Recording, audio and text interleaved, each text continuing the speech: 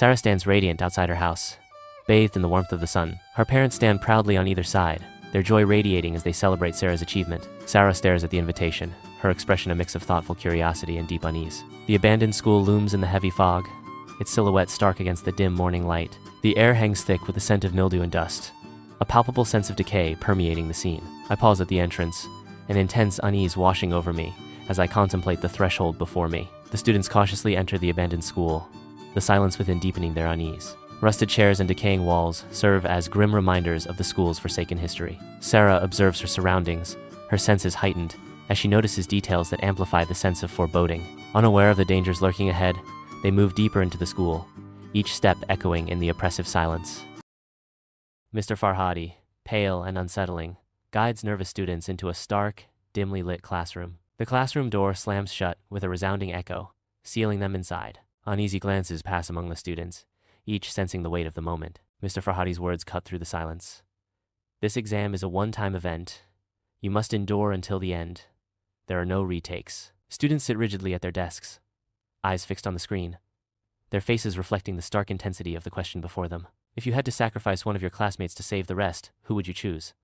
Why? Arya laughs nervously, dismissing the question as a dark joke, while Reza stares with a look of utter refusal. Reza vanishes into thin air, his chair disappearing with him, leaving a void that shatters the classroom's reality. Screams fill the room, a chorus of terror as the students realize the deadly seriousness of the exam. Arya cries out, her face contorted in horror as she witnesses the impossible, her world irrevocably changed. The classroom air grows heavy with unease, each exam question a sharp probe into hidden depths. Almed stares vacantly ahead, his characteristic self-assurance replaced by a look of haunting uncertainty. Fear etches itself onto the students' faces as accusations erupt, shattering bonds once thought unbreakable. Paranoia distorts their perceptions, eroding the foundations of trust.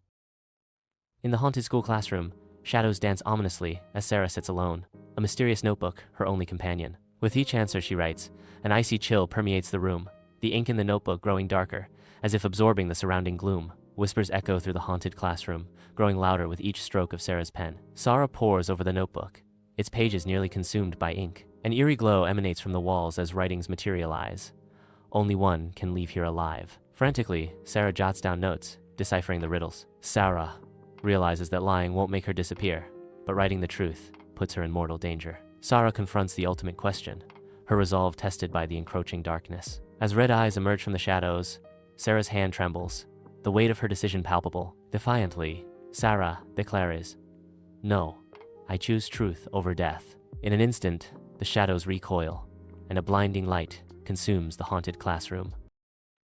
In the classroom, students are absorbed in their exams, the air thick with anticipation. Sarah's brow furrows as she grapples with the questions, a subtle unease settling over her. A blinding light suddenly floods the room, casting long, distorted shadows that unsettle the tense atmosphere. Sarah's eyes flutter open, struggling to focus on the sterile room surrounding her. A doctor stands beside her, his kind face a stark contrast to the cold antiseptic air. The doctor speaks with soft authority.